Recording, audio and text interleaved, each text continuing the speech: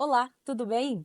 Recentemente eu comecei um quadro novo aqui no meu canal do YouTube chamado Pergunte a Prof. E para esse quadro eu abro, a possibilidade de você me enviar perguntas nos comentários aqui dos vídeos no YouTube, ou na caixinha de perguntas que eu abro lá no meu Instagram. Se você ainda não me segue, canal da Bioquímica, me siga lá também para outros conteúdos de bioquímica e para que a bioquímica participe cada vez mais do seu dia a dia, certo?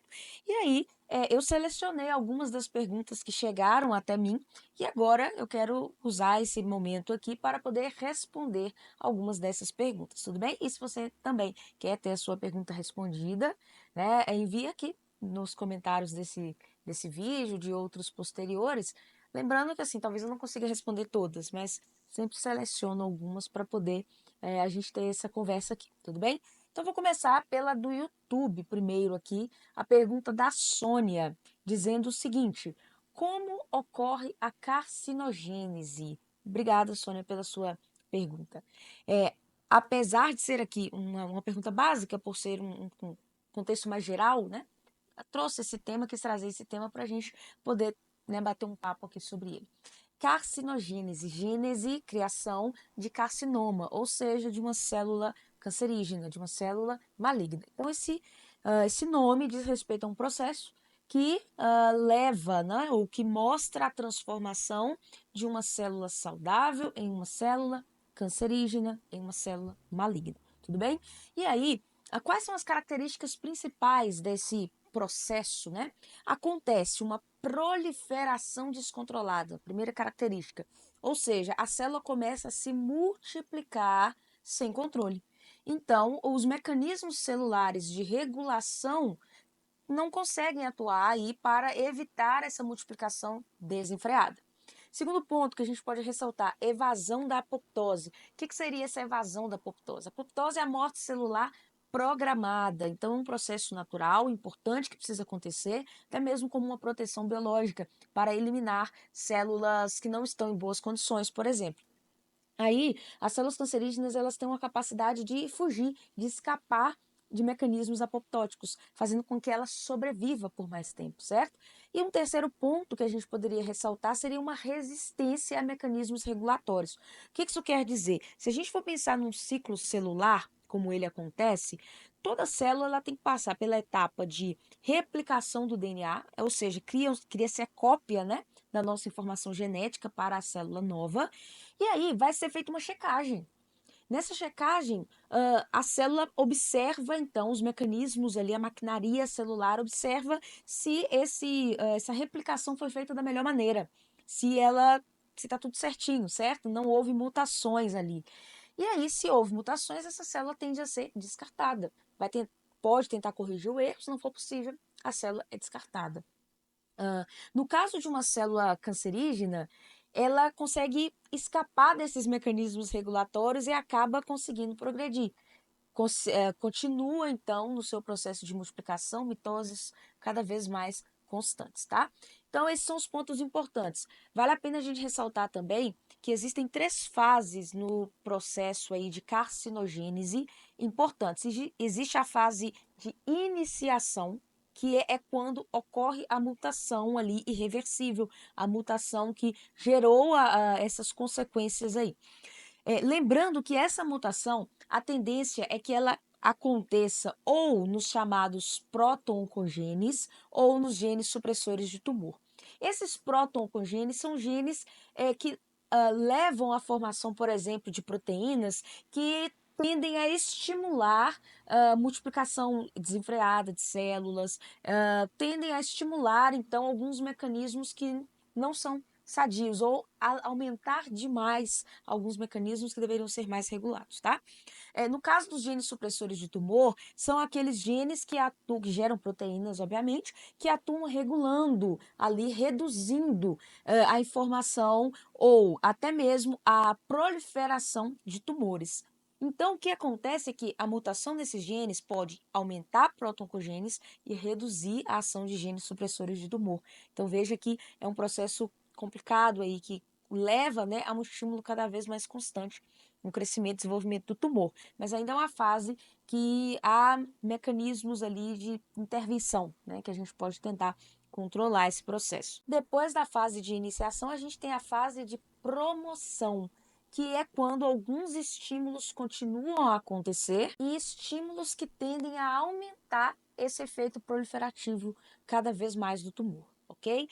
Depois dessa fase de promoção, nós temos a última fase aqui, que é a fase proliferativa, que aqui é a fase de expansão mesmo do tumor e que muito provavelmente pode acontecer a invasão de tecidos que estão ao redor, consequentemente podendo, né, chegar a uma metástase. Então essas são as etapas aqui que compõem o processo de carcinogênese. Espero que tenha ficado claro para você. Tudo bem, Sônia? Qualquer dúvida ou outra pessoa também, deixa aqui na sequência.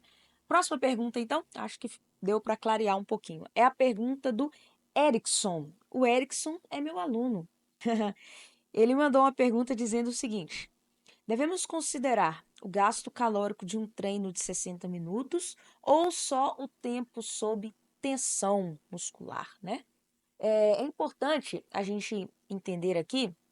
Existe até um conceito muito interessante para essa ideia de tempo sob tensão muscular, que é o tempo que o músculo está realmente ativamente trabalhando dentro de um treino, é chamado de TUT, do inglês, né? Time under tension. Então, é o tempo em que o músculo está efetivamente em atividade e está muito ativo nesse momento, né? A gente sabe que esse TUT, né, ele é interessante, mas quando a gente vai entender um pouco a respeito da resposta fisiológica do exercício, a respeito de hipertrofia, a respeito de avaliação de intensidade, volume do treino, sabe? Mas para gasto energético mesmo, o tempo total da sessão de treinamento é mais comum e mais útil nesse caso, tá bom? Próxima pergunta, então. Agora a gente vai para a pergunta da Jazi, que me mandou também no Instagram. Ela me pergunta se eu acho se a cascata de coagulação, né, ela é difícil. A pergunta é essa, então. Prof, você também acha a cascata de coagulação difícil? Sem dúvida, né? Ela é complexa, ela é grande, ela é complicada, cheia de muitos detalhes. E eu acho que você até segue a pergunta em outras caixinhas aqui, dizendo, né, o porquê disso, né? Na verdade, gente, nada em metabolismo é por acaso. Vou dar um exemplo aqui. Às vezes a gente pensa assim, nossa, olha o ciclo de Krebs. Você precisa lidar com uma molécula de dois carbonos, que é o acetil-CoA, e aí você faz 8 reações ali dentro para lidar com esta molécula de 8 carbonos, de dois carbonos, perdão.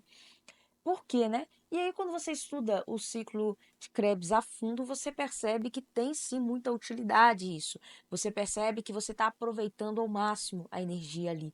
O mesmo, então, aqui o mesmo raciocínio a gente pode aplicar à cascata de coagulação. Ao ter ali vários cofatores, você tem possibilidade de regular melhor isso, esse processo. Você tem a possibilidade de aproveitar alguns intermediários. Então, toda vez que você tem um processo muito complexo, assim, muito difícil, é porque há a possibilidade de mecanismos regulatórios nestas etapas, né, a fim de você utilizar só aquilo que realmente seja necessário e esse processo acontecer só se realmente for necessário, né, e essa regulação ser feita da melhor maneira possível, ok? Então, muito bem. A próxima pergunta aqui agora é a do Vitor. O Vitor é também o meu aluno. Mesmo com óculos, estou com dificuldade de enxergar. A pergunta diz assim: professora, qual seria o motivo biológico da glicogênio sintase quinase 3, seria GSK3, poder fosforilar os resíduos de serina da glicogênio sintase somente após a caseína quinase 2 ter fosforilado a mesma? Seria para aumento da complementariedade molecular e afinidade ao sítio de ligação? Uau! Que pergunta, né? Esse é o nível do aluno que estuda na plataforma Dominando a Bioquímica. Você percebe que ele consegue, seja entrar em níveis mais profundos ou até ter também uma conversa mais superficial e aplicada, se assim for necessário, né?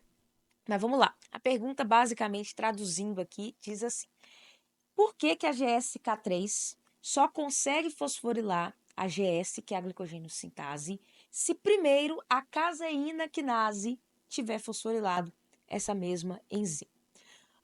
Esse mecanismo é um mecanismo muito refinado, chamado de priming phosphorylation. O que seria isso? Uma fosforilação priming.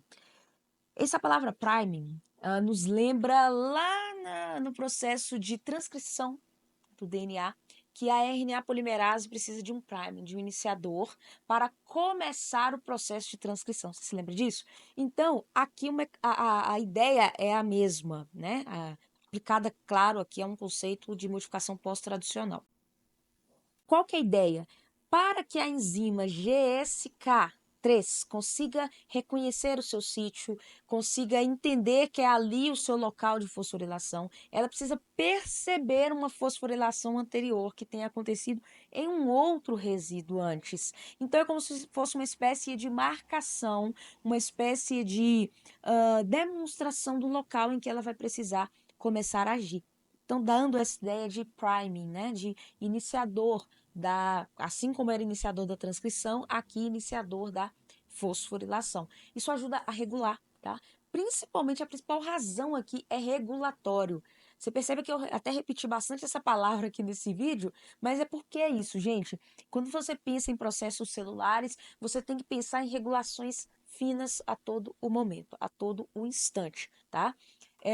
Então, essa priming phosphorylation, né, nos ajuda a regular e a permitir que a fosforilação aconteça quando for necessário e de maneira muito fina, tá? De maneira muito refinada. Tudo certo? Espero que tenha ficado claro para você. Se você também teve outras dúvidas, deixa aqui nos comentários desse vídeo. Conheça a plataforma Dominando a Bioquímica, que é lá onde eu tenho mais de 130 videoaulas, exercícios, resumos, mapas mentais, a minha assessoria para tirar dúvidas. É um conteúdo de muita qualidade para que você possa ter uma formação completa em bioquímica desde o zero, desde as bases. Aguardo você lá dentro e até a próxima.